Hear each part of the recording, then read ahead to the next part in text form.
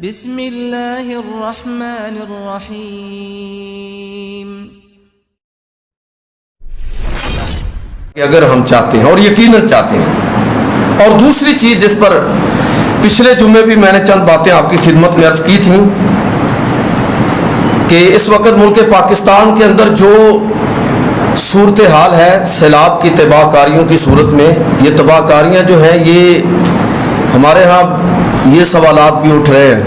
کہ یہ جی عذاب ہے یا یہ آزمائش ہے یا مس مینجمنٹ ہے۔ تو میں یہ چونکہ اس وقت سوشل میڈیا پر یہ چیز بہت زیادہ وائرل ہے، تو ایک تو میں اس کی تھوڑی سی وضاحت کرنا چاہوں گا، اور دوسرا کہ اس وقت ہم کیا کریں، ہماری ذمہ داری کیا ہے۔ تو سب سے بڑی بات جس کی طرف ہماری توجہ ہونی چاہیے وہ یہ ہے کہ ہم اللہ تعالیٰ سے توبہ کریں، اور اس کا کوئی تعلق عذاب کے ساتھ نہیں ہے، آزمائش کے ساتھ نہیں ہے، اس کا تعلق اللہ کے بندہ ہونے کے ساتھ ہے۔ ہر لمحہ میں اور آپ اللہ کی طرف رجوع کرنا، اللہ رب العزت کی طرف رجوع کر کے توبہ اور استغفار کرنا، یہ اللہ کا بندہ ہونے کا تقاضا ہے،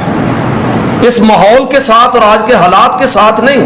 یہ ویسے ہماری زندگی میں یہ ہونا چاہیے کہ ہر لمحہ ہماری توجہ، ہمارا رخ اپنے رب کی طرف رہے۔ تو اس وقت تو شاید حالات ایسے ہیں کہ اور زیادہ رجوع کی ضرورت ہے۔ اب یہ ہے کہ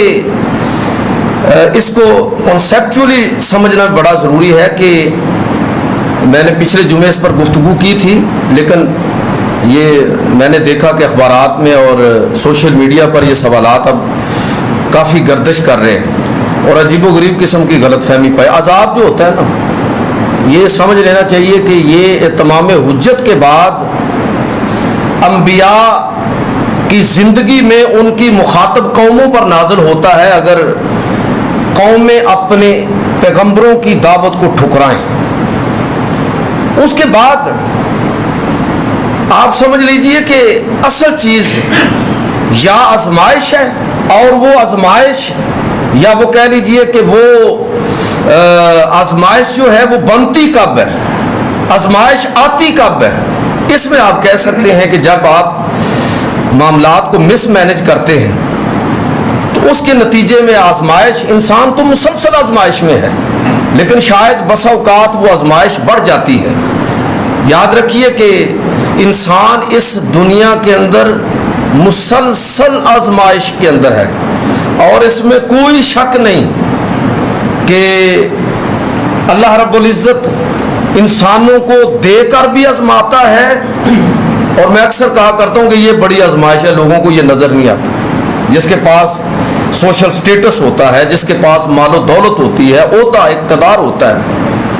جس کو اللہ تعالیٰ نے اختیار عطا فرمایا ہوتا ہے، وہ زیادہ بڑی آزمائش میں ہے کہ بعض پرس اس سے زیادہ ہوگی، زیادہ اس سے پوچھا جائے گا۔ عام طور پر ہم یہ سمجھتے ہیں کہ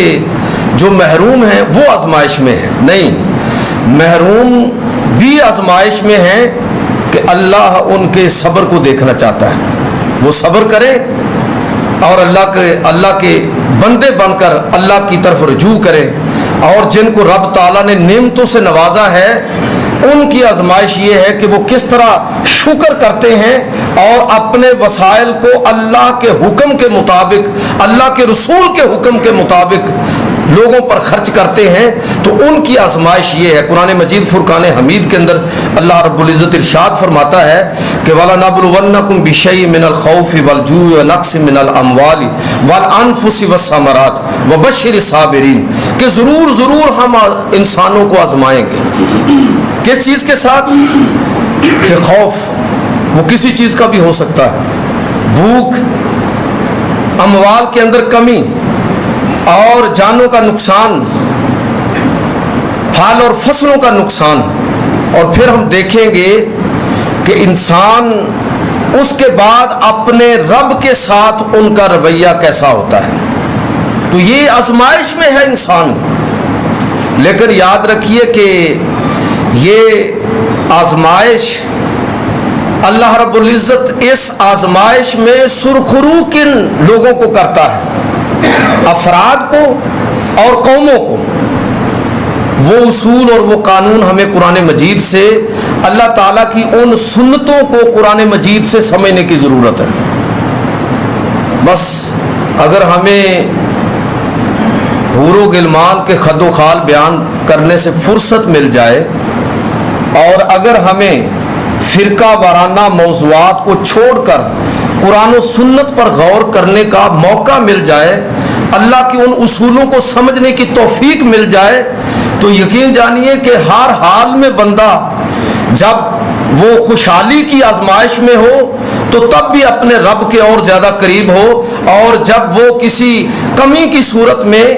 آزمائش کے اندر ہو تو تب بھی اس کا رجوع اپنے رب کی طرف بڑھ کر اور زیادہ اس کے ایمان اور یقین کی پختگی کا باعث ہو۔